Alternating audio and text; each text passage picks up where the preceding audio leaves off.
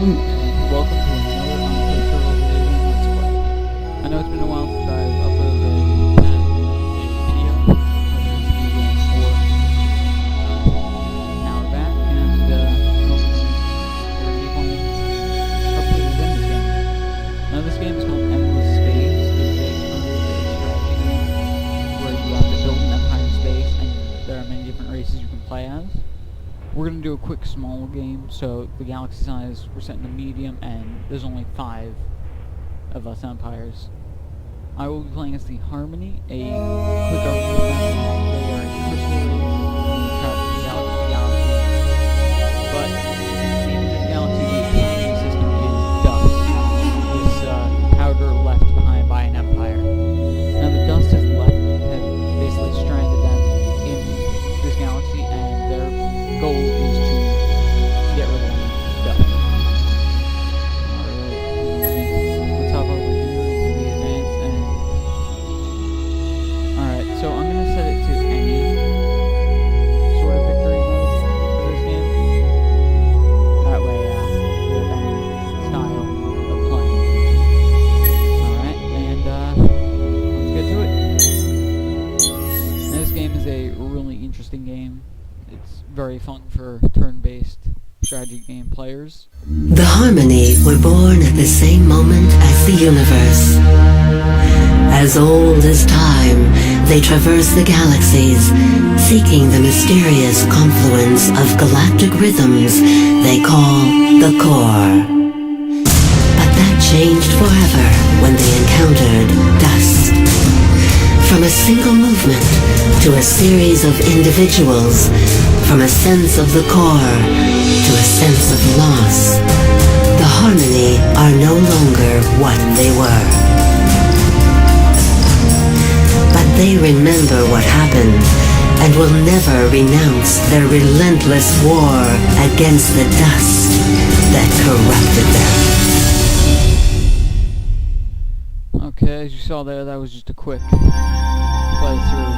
That was just a quick video to explain Harmony. Alright, so let me do a quick playthrough. Here is the galaxy. And here is the home system. That's where we start. Your home world usually starts with a few people. And for Harmony, ordinarily if I was not playing as the Harmony, there would be a money sort of option. But for now, I'm just going to choose the dust industry. Each planet can have one improvement, and whether it's food, which will give you more people, and then you can get more bonuses from science or industry, it doesn't really matter. Now, here's what it's given us. I'm just going to read this so you guys can read out for yourself if you want.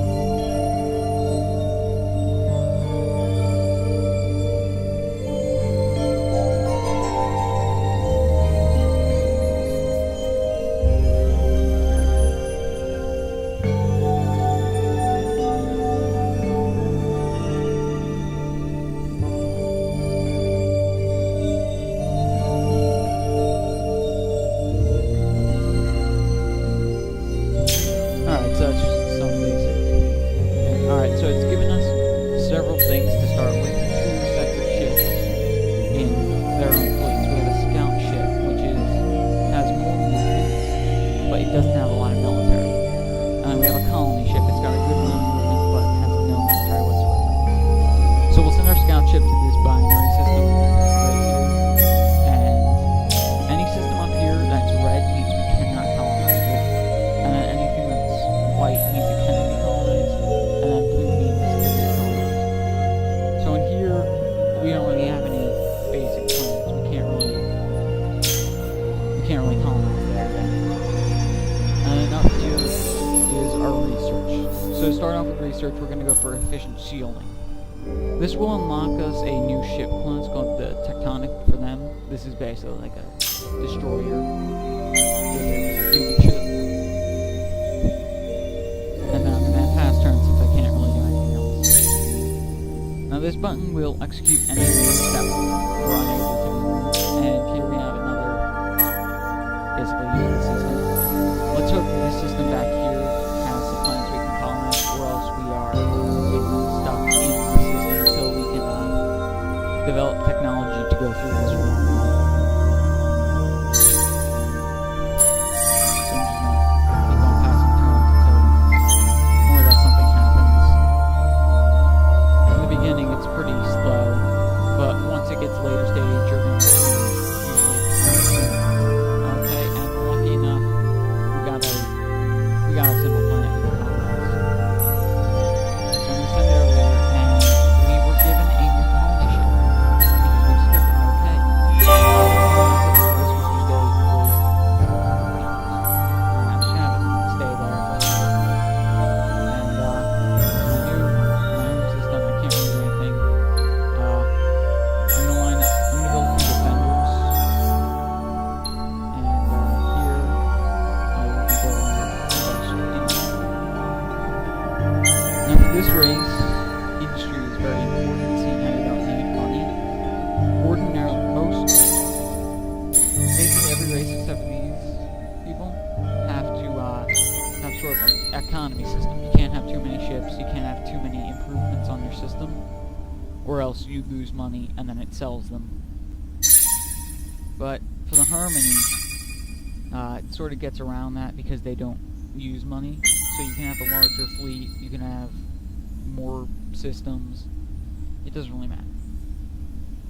Alright. So as you can see up here, we need 10 more turns until we can finish researching. Now here on the system, if we zoom in, we can see here's what we're currently doing, and here's that's the hangar. Oh, what's this? I have no clue what that was. Okay. I think someone else discovered that. Alright, so here's our hangar. Any ships that we build are put in there.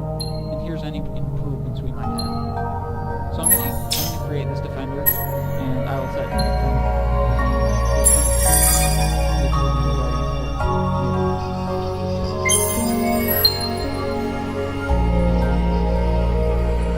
So as you can see, like I said, it's very slow. So that this is done. I'm going to set it to focus on food production. That way this planet will get a bigger population. The bigger the population, the more things it can produce more industry, more science, and the same thing with this system. Now these are the two fleets I have, and I will merge them into one fleet so it gets a bit more powerful.